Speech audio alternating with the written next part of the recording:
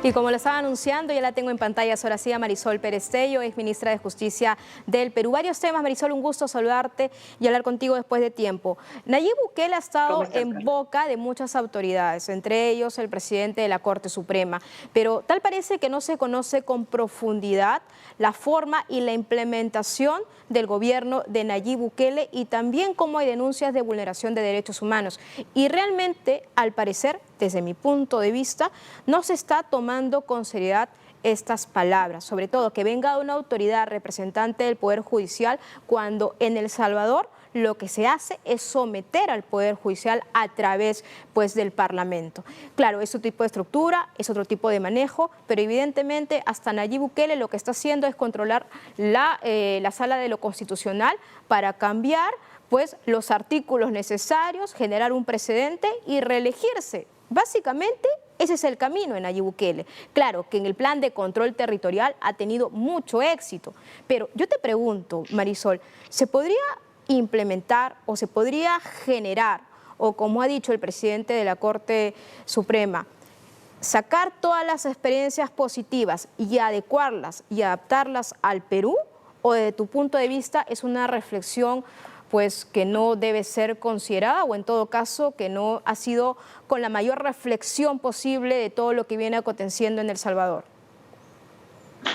Bueno, primero muchas gracias por el espacio. Yo creo que es importante que se toquen estos temas porque el modelo se va a repetir en otros Mm. países y este análisis mucho más regional nos permite entender cuáles son los riesgos de conductas autoritarias que además tienen un sistema de comunicación muy eficiente Mm. como el que tiene Nayib Bukele y que terminan impactando a la región, como pasó con Fujimori en su momento en los 90 y el impacto que él tuvo en la región.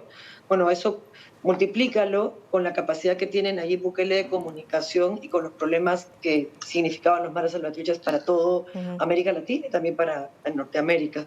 Yo tengo que empezar por hacer algunas afirmaciones, ¿no? Nayib Bukele fue elegido democráticamente, pero tiene una conducta autoritaria que va a desencadenar en una dictadura que no son las dictaduras de los años 80, ni son dictaduras con botas, sino que es Mm. el manejo de la ley para adecuar y crear las condiciones necesarias para una aparente democracia, modelo Venezuela, ¿no? Modelo Cuba. Mm.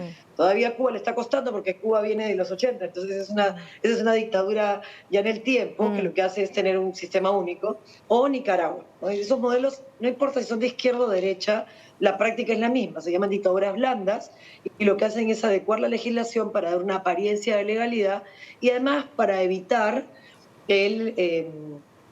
la supervisión y la sanción internacional, ¿no? La receta está escrita, comienzan por controlar, obviamente tienen que tener concentración de poder, Ujú. tienen una mayoría legislativa y cuando no la tienen cierran el Congreso buscando la mayoría legislativa.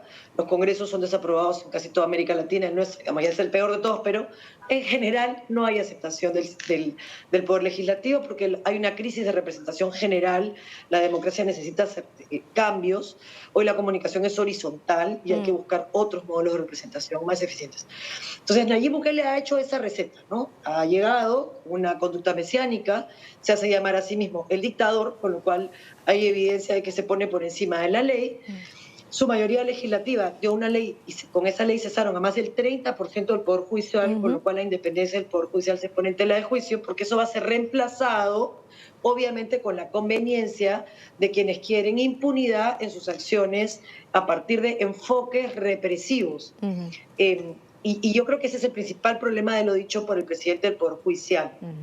que estas no son recetas en las que tú puedas tomar algunos de los ingredientes, porque te va a salir otra cosa que puede ser peor que la anterior, ¿no? El modelo Bukele es un modelo represivo, sin garantías en el proceso, en el que lo que hay es una violación sistemática a derechos humanos durante todo este proceso y el resultado, que aparentemente es exitoso en materia de seguridad, en la práctica va a probar su éxito dentro de 4, 5, 6 o 7 años, cuando estas personas, la mayoría pobres entre los pobres, puedan hacer uso de otros mecanismos de protección a nivel de Naciones Unidas o el sistema interamericano, pero ya el costo se haya pagado entre los pobres, es decir, las personas que de verdad necesitan un Estado presente.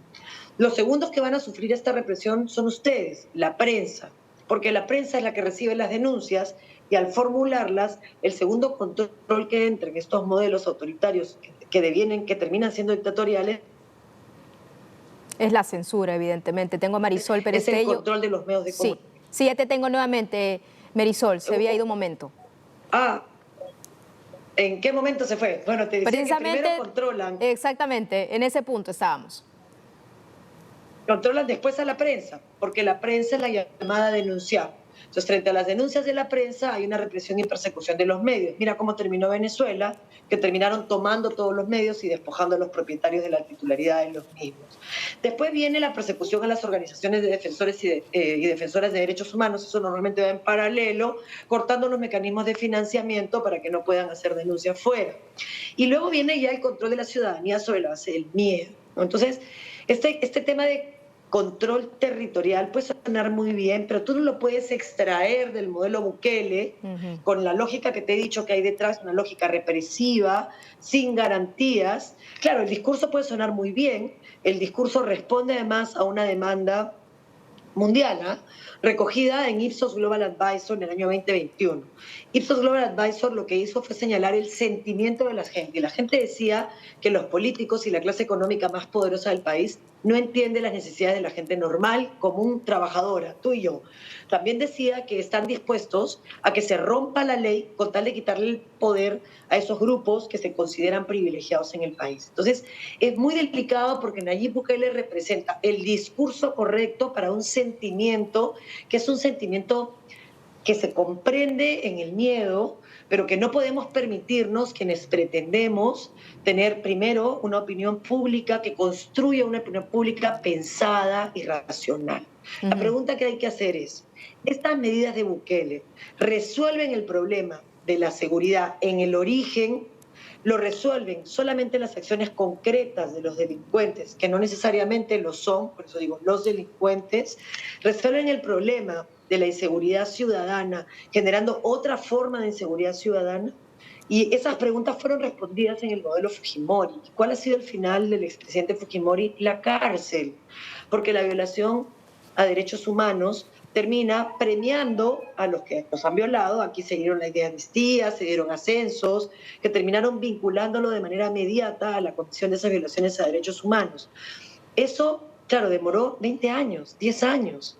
En esos años, hoy todavía, 40 años después de que empiece el proceso en los 80, en los 90 entra él, 30 años después, 20 años después del informe de la Comisión de la Verdad y la Reconciliación, hay procesos que recién han sido sentenciados. O sea, la masacre de Cayar y la masacre de Apomarca ha recibido justicia 35 y 38 años después. ¿Qué pasa durante todo ese tiempo en el sentimiento de la gente? Todos son pobres, pobres extremos en el Perú. Las tasas de desnutrición y anemia en esos pueblos son vergonzosos. Falta de agua, falta de acceso a servicios. Entonces, detengámonos un minuto como personas, como hombres y mujeres. ¿Por qué? ¿Por qué se cometen actos delictivos? Ahora, ¿qué hacemos para enfrentarlo? Ya, yo creo, y justamente era esa pregunta, porque recuerdo que también aquí en DNews entrevistamos a Félix Ulloa, el vicepresidente de Nayib Bukele, y él decía, bueno, vean las cifras.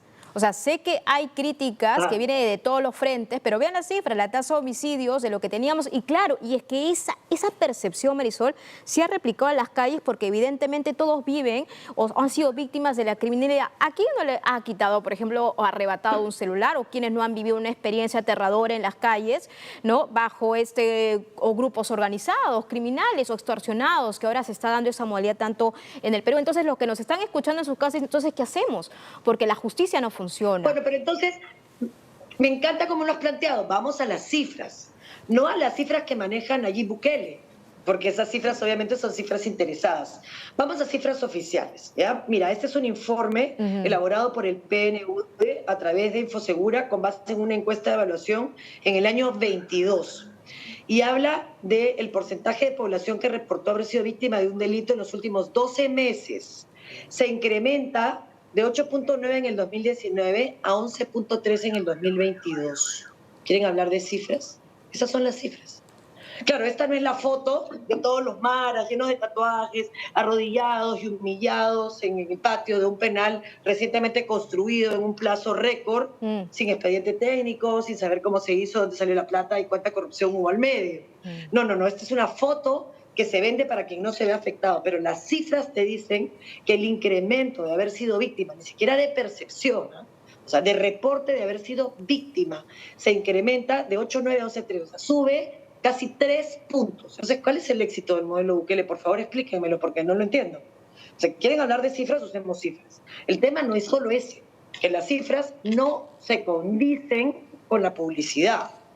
Hablemos también de la actitud prepotente por encima de la ley de un gobernante que está, como todos los servidores públicos, al servicio de los ciudadanos. Es decir, no estás por encima, no haces lo que te da la gana. La ley es el límite al ejercicio del poder. Por eso esto se llama Estado de Derecho. Por eso las fotografías que deberían haber en los sectores públicos, ministerios o como se llamen en cada país, no deberían de ser las del presidente o la presidenta de turno.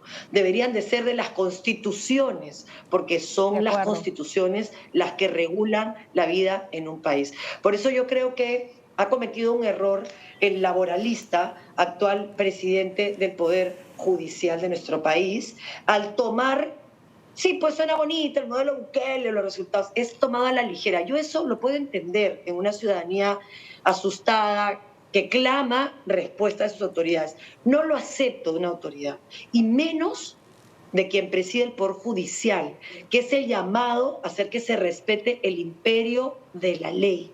A mí me parece que debemos detenernos un poquito, y ver qué modelos de sociedad queremos. Yo no quiero una sociedad en la que el paradigma de la dominación sea el que se impone.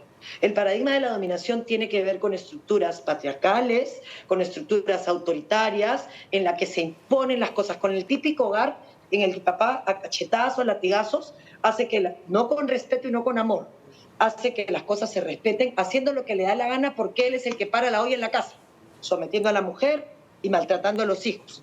Ese modelo no lo quiero en la sociedad. Yo quiero cambiar esto, y no solo soy yo, digamos, hay una lógica y un movimiento a partir de Fratelli Tutti que habla del encuentro, y a partir de muchos políticos que hablan de cambiar esto al modelo del cuidado. El funcionario público cuida a través de la policía, cuida a través de los maestros, cuida a través de las enfermeras y médicos. Pero hay muchísimo que hacer. El paradigma de Bukele.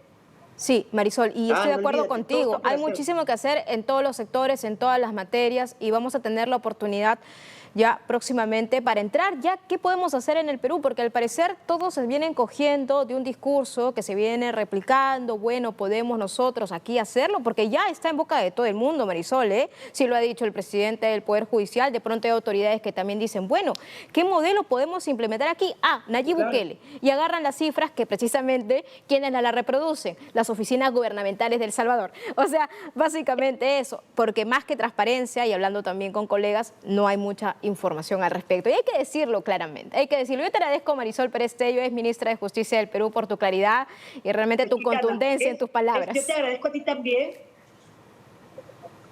Te agradezco a ti la oportunidad, porque es bien fácil subirse a la ola que parece que es la que va a mojar a todo el mundo, pero eso nos lleva a modelos dictatoriales o a sociedades en las que queda vaciado el poder, como la que vive el Perú, ¿no? O sea, hay un montón de intereses subalternos gobernando el país. Interés por mantener las reglas que permiten el narcotráfico infiltrado, interés por mantener la trata de personas, la mendicidad se ha multiplicado en nuestro país de una manera que no se veía desde los años 80, intereses por mantener las cooperativas sin regulación, porque son lugares donde se lavan los activos, sí. Y esos intereses por mantener universidades, todos esos pequeños intereses están gobernando el Perú, y nadie está resolviendo los problemas de la gente, que es para lo que las democracias se constituyen. Muchas gracias. Sí, por supuesto. Muchas gracias, Marisol Pérez Tello, es ministra de Justicia del Perú, por tu deferencia estar con DiNews. Buenas tardes.